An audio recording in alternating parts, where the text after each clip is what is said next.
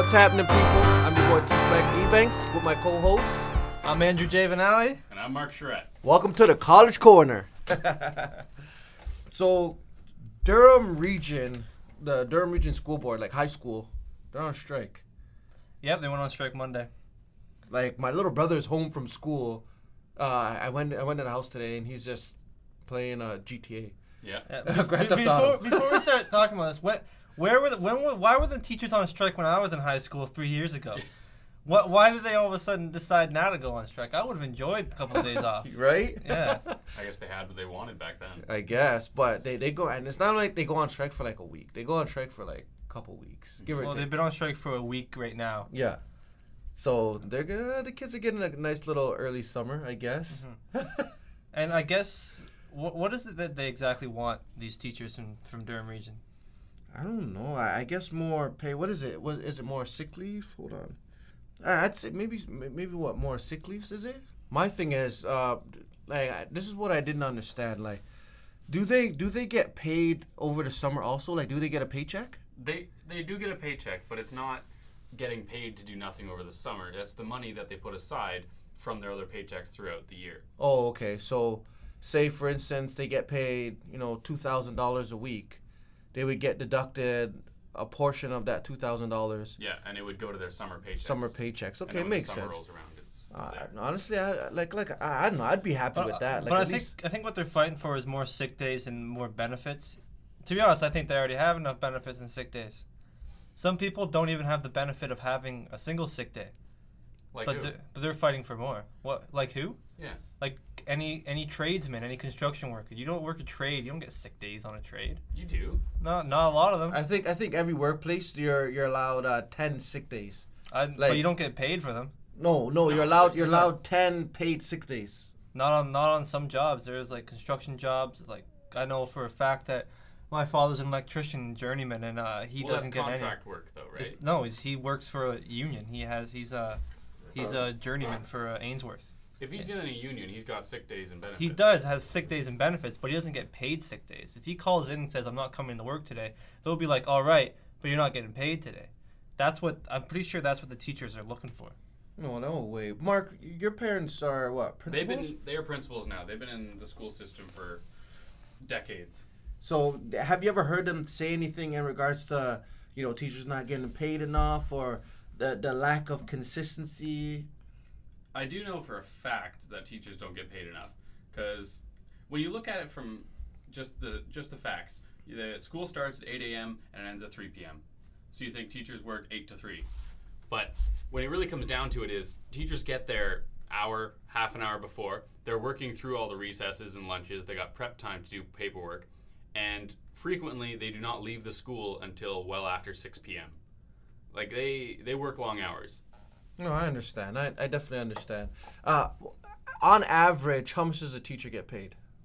Well, it depends what you're starting out with. If you start out with like a major in history and a minor in English, you're going to get paid the base model of, what is it, like 55? I say like 55, 60,000 a year, something like that. But that's not bad. I don't think it's that bad On either. average, most people only make 30,000. They say on average. 30,000, that's the poverty line. Well, exactly. No, most people make that on average. Line. Well, we're not talking about the States here. I bet a lot more people in the States are at the poverty line than in Canada. Yeah, for sure. Definitely. At least they're not making a minimum wage. No, that's a no. Oh my gosh, minimum wage. You can't survive off that. I mean, I've heard of some people. Not to knock anybody that works minimum wage. I used to work at Walmart, right? And working at Walmart, I'm a happy-go-lucky person. I'm always smiling, and there's people who are, twice my age, working there, and they're just so unhappy and they're so miserable. I'll be like, hi, good morning, and they just give me this grumpy face look, and I'm just like, okay, well, sorry. That's also because Walmart's pure evil. Walmart is like in my opinion, one of the most evil corporations on the planet.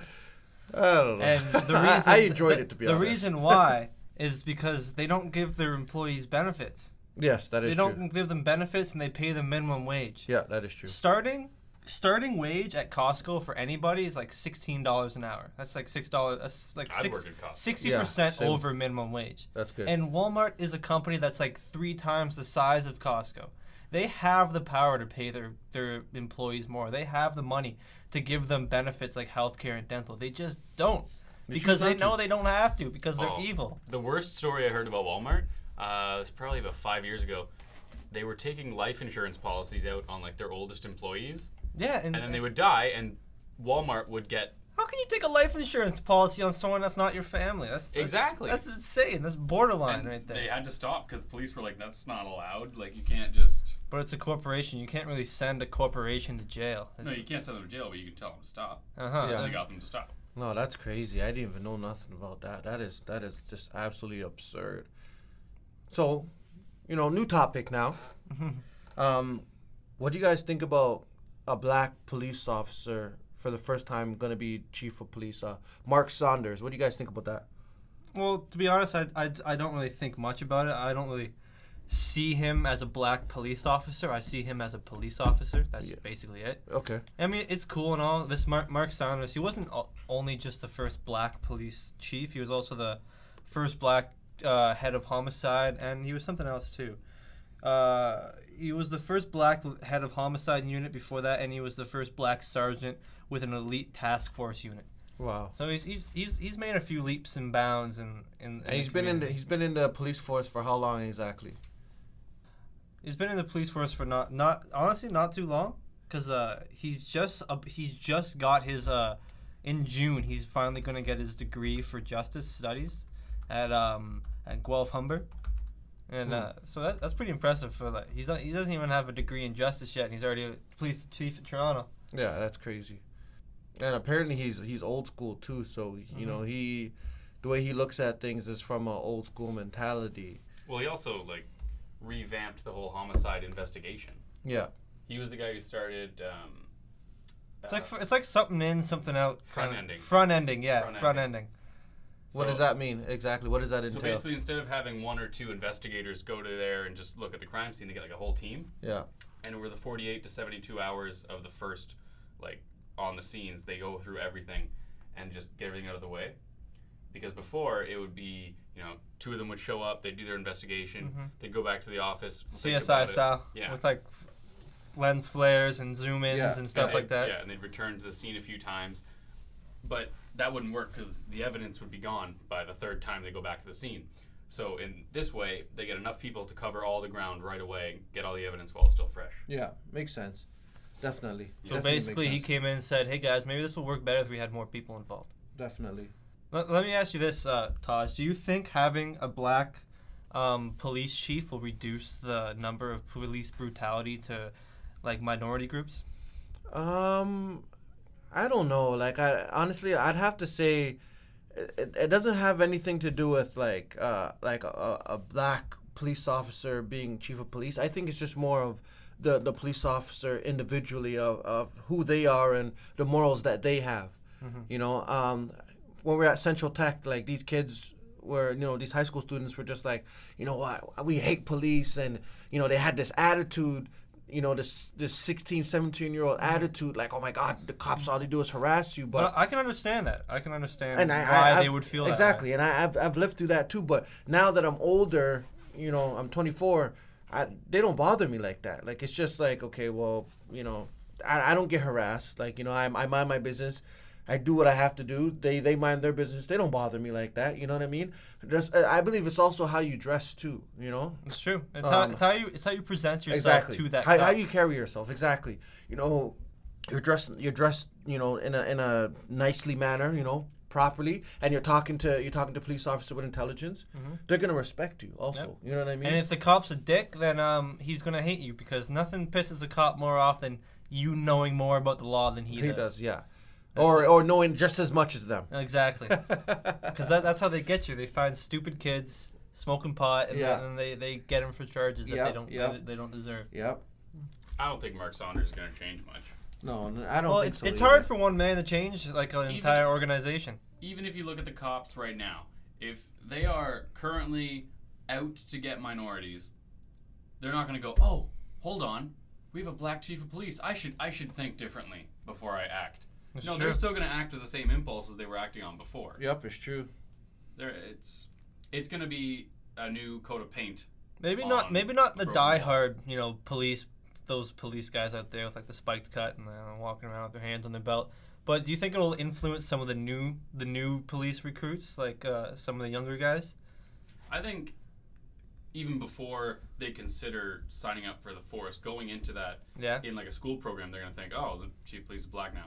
They might think about that before they even go in. Yeah, that's true. So I'm wondering if it's going to deter people who are maybe racist or prejudiced Then against that's a good thing, minorities. isn't it?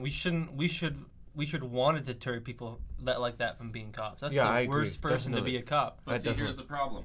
What, If we what's the start problem, Mark? deterring people, we don't have enough people signing up to be cops. We have to start letting in people more easier. We got a little more slack on that. No, not necessarily true. I feel like it's just, if anything, it'll just make it more of a diverse crowd. There's more of a diverse angle of police officers. In my opinion, at least. I think I'm starting to see a much more diverse amount of police officers. Like, Yeah, like I've seen one. I've seen a police officer with like a turban on his head. really? Yeah, and I was like, wow, that's actually that's Well, it'll actually probably cool. stop a bullet pretty good. I'd like to hear this conversation in 4 years. Once What? we've had them for a while, once everyone's settled down. Yeah. Let's see what the stats are in 4 years if they actually changed anything. Yeah. I don't think so. I don't think it will, to be honest. But you never know. I think I got hope, Yeah, for sure. because we're living in like a new world now. I think the only really racist people are like the ignorant, stupid people in the world. Any educated person can realize that that's just kind of a waste of time and in the past, Yeah, it's true. Anybody can like realize that. Next topic, I guess we'll move on from there. You guys were telling me about this crazy, stupid, expensive place that all the rich celebrities are going to in Toronto. No, it's in Madison Avenue, New York. Well, that was wrong. So you're telling me about this rich place that all the people going to in Madison Avenue, New York. What's that all about? So, according to themselves, they're a very fancy restaurant with lots of like great Italian food. It's really pricey because I can tell you all sorts of things about myself that Yeah. are true too. So there's this one receipt that's been going around for $47,000 from Nello's. Damn. Now, $10,000 of that is 2 bottles of Cristal Rose Magnum, which is a very expensive bottle of wine. So $5,000 a piece. Yeah. Are there flakes of gold in it? I would hope so, but I don't think so. Also, their truffles. Their truffles are very expensive. Chocolate truffles? No, not chocolate truffles. I like Talking those. about the truffles you dig up. I like chocolate truffles. Yeah, chocolate truffles are great. But no, as far as like pricing goes, it's got a reputation of being expensive, and people expect that when they go there. But after reading some of the reviews, apparently it's just a huge ripoff. Yeah? Because the food apparently is not that good. That price tag, the receipt that you had was for how much? $47,000. Jesus. $47,000. A large water is $12. Who's gonna pay $12 for water? Come on. You go to the pipe for free. Yeah. 12. They got on here 2 Parmesan chunks added to one of their entrees. $28 Wow. for 2 Parmesan chunks. Honestly, like, okay, even if I was a millionaire, spending $47,000 at a restaurant is just absurd. Like, I just asked them to justify it to me. The tip alone was almost $8,000. So the person doing this obviously that doesn't care about money. Money is not an object to the person whoever is buying this thing. But people go in there and you can get a decent meal for $250, but they're saying the food isn't worth the money. Like, it's just mediocre Italian food that you can get anywhere You else. can get the best food in the world. It wouldn't be that like worth it. Makes no sense. No, I wouldn't. Honestly, I wouldn't spend that type of money. And they're saying how like they get judged when they go in there, like they're getting like sized up, like, oh, is this person rich enough? Are And you they start- serious? Yeah, they push for the more expensive thing. There's a guy on here who That wanted to is get a meal crazy. with truffle oil. Mm-hmm. And truffle oil is pretty expensive. It's made from real truffles. So he wanted to order that, and the waiter said, no, sorry, we're out of that oil. Well, you can get this one. It's also got truffles. And they're like, oh, okay, so they went with that one. That dish had actual truffles on the pasta. And actual truffles cost a heck of a lot more than truffle oil. Mm-hmm. So they found out that they weren't actually out of that oil, and he was just trying to swindle them into getting a more expensive meal. Oh man, that's not cool. So there's a lot of stories like that of people going in and getting either tricked or just mistreated. These two ladies went in to get a drink at the bar. Mm-hmm. They each got a drink, and they handed them a 50. And they were waiting for change, never got any change. Said, hey, can we get some change from that 50? They said, oh, sorry, there wasn't any change. It was $45. No way. 2 simple cocktails. No $45. way. They're an absolute rip-offs. Listen, I like to eat. I like to go to fancy restaurants. You know, I've been to a few. You know, I've been to the Harbor 60 for my birthday. Steakhouse is downtown Toronto, right there by the Harbor Castle Hotel. My bill was like $400. Okay, I ordered steak, lobster tail that was $100. I felt I don't know. It was pretty big, but I was like, okay, this is ridiculous. Obviously, it's just the hype around it. And I ordered a cheesecake, and then the girl that I went with also ordered something. So my bill came to roughly let's say $4 something. Yeah. And I was just like, okay, shoot, this is the most expensive restaurant I've ever been to. I've been to Ruth Chris, which is not as expensive, similar but not as expensive. But going to this place seems like, listen, you gotta have a lot of money, and it's not even all that great from the reviews. Judged by the reviews, It's not that great. Marty from Brooklyn, he's got one sentence: ridiculously overpriced, decent food with an abundance of mediocre service. I think it's like an image kind of thing. Like people Definitely. People want to find a place where they can pay $5,000 for a steak and be like, I can do that. Yeah. So it's all just an image. That doesn't thing make to it me. a $5,000 steak though. Exactly. They're giving you a $40 steak and charging you $5,000. Exactly. Saying, oh yeah, this has this on it, and all these, gadgets and gadgets, like all these special things. Like, okay, what's it all worth though? Not that much. I can tell you that. No, honestly, I'd be pretty upset if someone swindled me for that. Came in, just took all my money for, especially buying 2 cocktails. Buying 2 cocktails, $50, $45. Come on, that is absolutely ridiculous. I'd want my tip. Yeah. You know what I mean? How do I get a job at this place? Because I wouldn't mind getting tipped like $8,000. I would Yeah. very much appreciate that. Well, Thanks there's a a lot. guy who walked in there. Vodka on the rocks, $20 No way. for vodka on the rocks. You didn't add anything to that. Mhm. You're gonna charge you for making ice? That's It's a complicated process, Mark. I don't think you know what the kind of blood, sweat, and tears that goes into making a vodka on the rocks. those ice better be made of someone's tears. Yeah, Literally. the ices are literally made from refugees' tears. That's what they're made of. Literally. No questions asked. I don't know. That, to me, it's just absolutely ridiculous, All right, guys, that's it for the College Corner here at R2R. I'm Mark. I'm Taji Banks. And I'm Andrew. Peace. Thanks for listening. Peace.